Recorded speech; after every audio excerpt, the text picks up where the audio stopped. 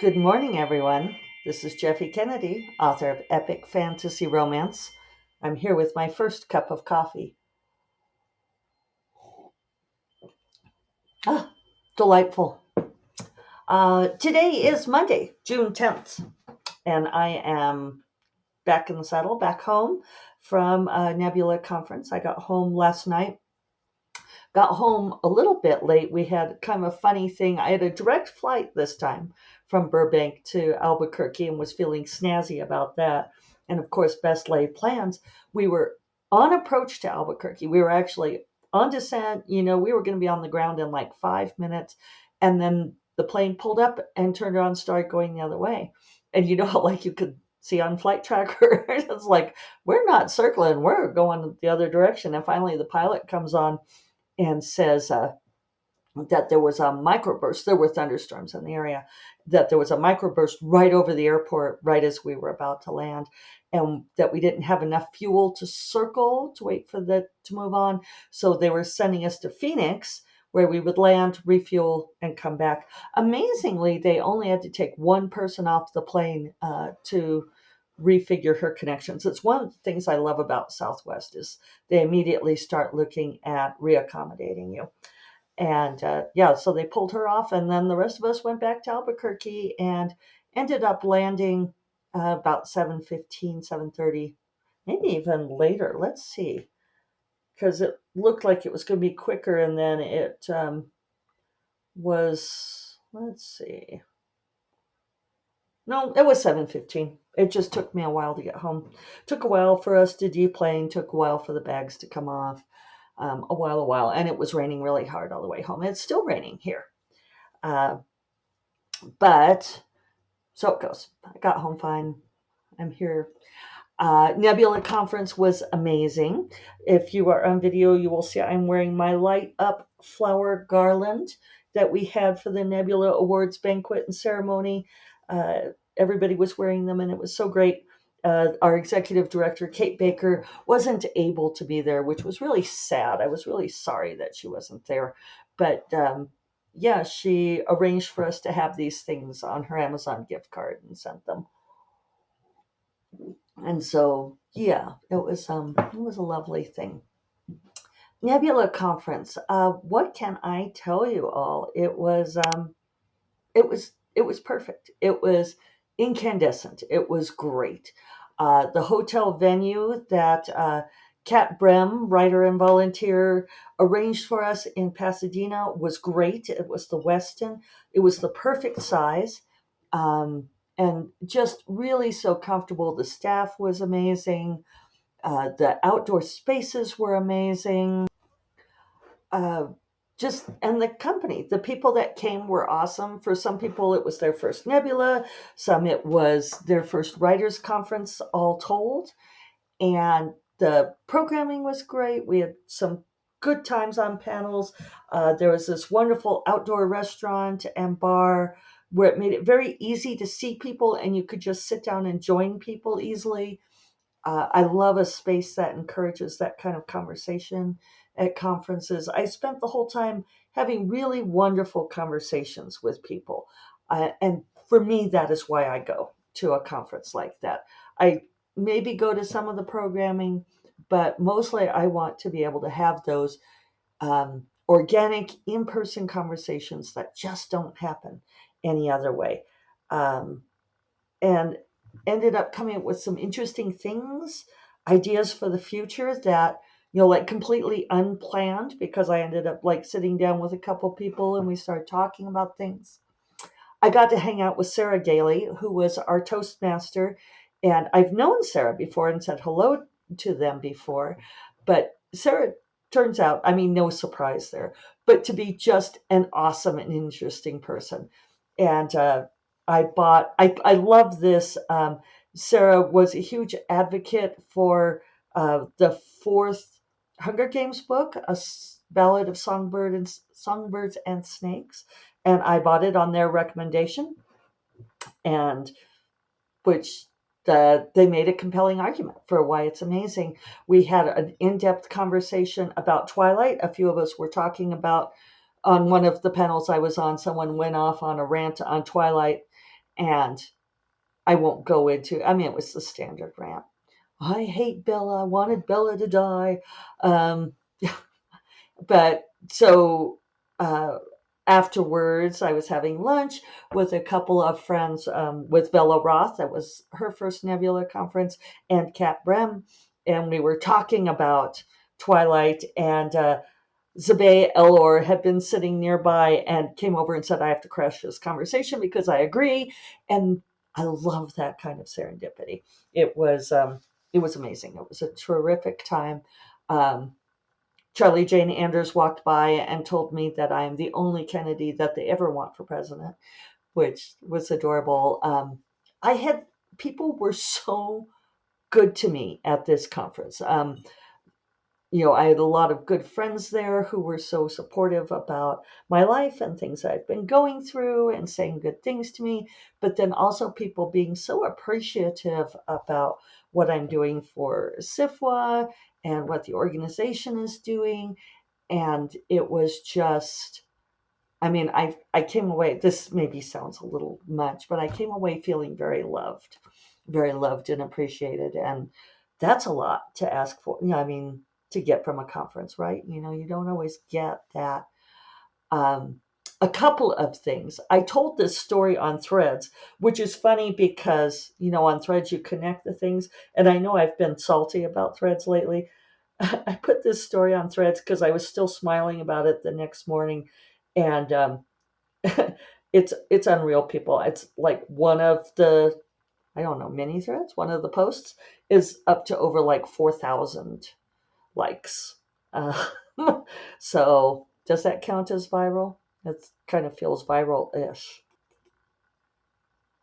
So the initial post is now up to 2.8 thousand likes, and there's one that's like my sort of wind up piece of the tale. I have to find this. It's a little hard to find.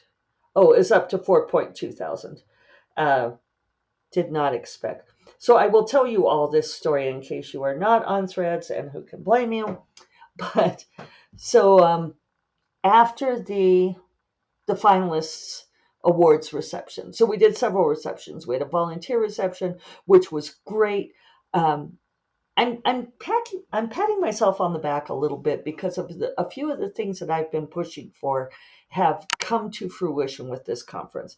One is that I had said years and years ago that we needed a dedicated person to be in charge of the conference, that we needed an events director. And Kathleen Monin is our events director, and she is the bomb. Last year was the first time she did an on-site conference. This year, she just knocked it out of the park. She had assistance with other staff, but it was, and people kept saying that to me. They're like, it seems like the conference is running really smoothly. It ran so smoothly. It was, and we all kept knocking on wood, waiting for something to happen, but it was amazing. And I was so glad that that happened. And Kate Baker staying home kept the other business of SIFWA running, so we didn't like come to a dead standstill. uh, I think it's going to be, I'm just really happy with how that's going. For a long time, the volunteer reception was on Sunday morning following, with Nebula Award ceremony on Saturday night. And we would have the reception on Sunday morning when everyone was exhausted and half of us were hungover. And it was supposed to be a treat, but then like our staff member Tara Lemaine was always saying, well, it's partly to get the volunteers there to help clean up. And I'm like, this is not a reward. This is like, the whole thing is disingenuous and sucks. Nobody liked it. And I've been pushing for years that we do a cocktail party instead. And so Thursday evening, we had the volunteer reception. I bet there were like 50 people there. We had a bar, we had desserts, and it was a party, and people stayed and talked, and it was amazing. So I was thrilled with that. And then on Friday night, we did the finalist reception. I did have dinner with Joe and Gay Haldeman doing past presidents. And then we did an online. Oh, that was the other thing, is we really managed to hit hybrid for this conference. Every panel was streamed, so we had great engagement. Um, people kept asking me for numbers. We had about 225 people on site, and we ended up with 500 some online because people kept registering online as the conference was going. Uh, or I think it was over 500 with online.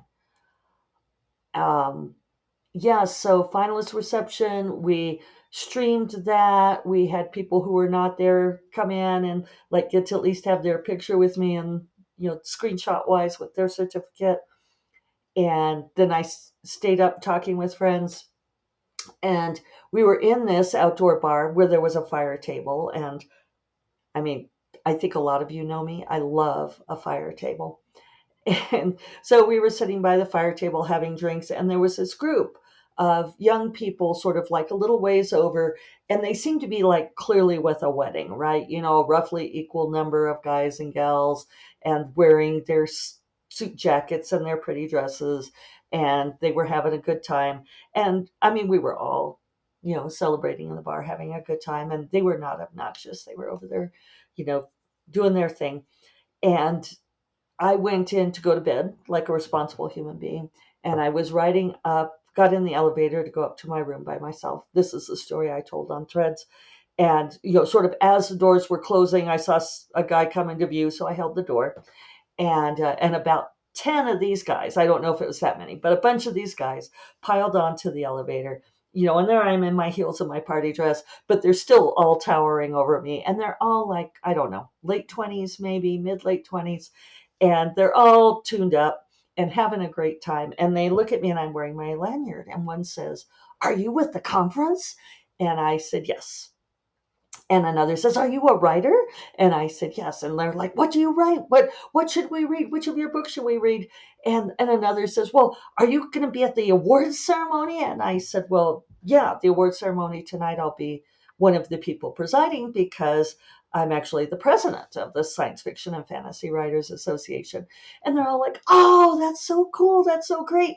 And they ask me more questions, and the doors open for their floor. And one of the guys in the back starts like gently herding them out, very good natured, and he's like, "Okay, fellas, let's leave her alone." And so they all pile out, and then just as the doors are closing again, I hear one go, "She's a real writer," and it was utterly charming. And I was smiling about it still the next morning, and so I thought, well, I'll tell this story on Threads because I'm always seeing stories on Threads about the negative things. And I've been complaining about that, how the negative gets surfaced. And I thought I should tell the story about how great these guys were. I loved that there was the one who was kind of keeping herd on everyone, and he was same age as all of them. But, where he's like, "Okay, let's leave her alone." Some people commented that it was sounded like it was being in an elevator full of enthusiastic golden retrievers, and it was. I never felt in any kind of danger. I never felt threatened. They were so enthusiastic. And how often, as writers, and a number of writers have commented on this, how often as writers do we get someone being that excited to meet someone who's a real writer? So, yeah, that was just. It felt like a gift from the universe to have that happen. What's funny about the thread is that, of course, there are some people getting on there. Of course, there have to be the bear jokes. One person's like, "I wonder if it would have been the same if it was 10 inebriated bears." And, and another person commented on that, said, "Well, it depends. Are they science fiction fans?" Which I thought was a great answer. But other people are like, "You should have gotten off the elevator on a different floor, and this could have turned out very differently." And it's like, okay, people, I get being careful. I get um, the fear. I get if you are triggered. Somebody said, given their past trauma, that they wouldn't have felt the same. And I think it was Velo Roth, when I was recounting this story, said, you know, we understand that you've had terrible things happen to you, and we feel bad for that, but not everything is about your trauma. And I feel like that is such a great thing to remember. um, I think it's so important for us to focus on the good things. And one of the great things, and many, many people commented on this, is that we are finally hitting an era where our young men, our boys, our young men have been raised with a different ethic. That it turns out that we can actually teach them how to behave, right? We can teach each other how to have respectful and enthusiastic encounters. That this is the whole idea of boys will be boys was something that we allowed, something that we taught them to do, that we taught them was okay. And now they're being taught that it's not okay and that this is the okay way to behave.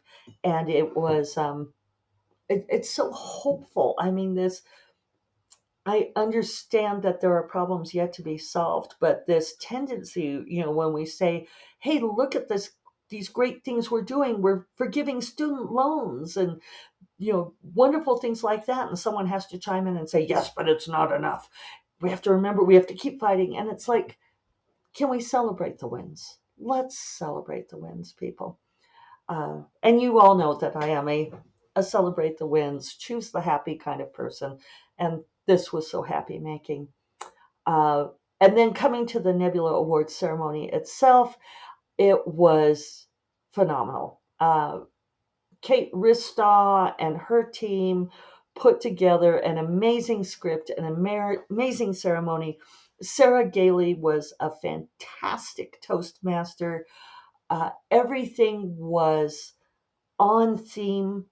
It was emotional. Our in memoriams were long. We honored several people. Our service award went to Jim Hosek, our longtime Nebula Awards commissioner, who passed away very shortly after I told him that he had been given the service award, and his twin brother came to present it, and he cried. And then we gave our Solstice Award to Jaquel Janae, who I think I got her name correctly. It might be their name, uh, who also passed away, and her wife was there to accept it. It was there were a number of difficult moments like that, but it was good sentiment. It was good sadness, and I came up to present the Infinity Award to Tanith Lee, which is given to someone who passed away before we can give them the Grand Master Award. And I said it was after the in memoriam, after several of these things, and after the in memoriam where we have a slideshow and show all of the people that we lost in the last year, which is always the tearjerker. And I said, I promised the sad part's over. And then we still had a couple of sad things after that. And people were coming up to me afterwards going, you lied. I was like, yeah, I didn't mean to. I really thought it was.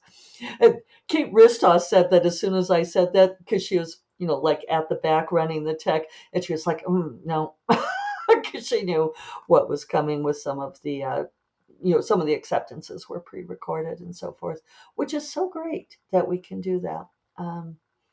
Put up the videos of the people accepting and so forth.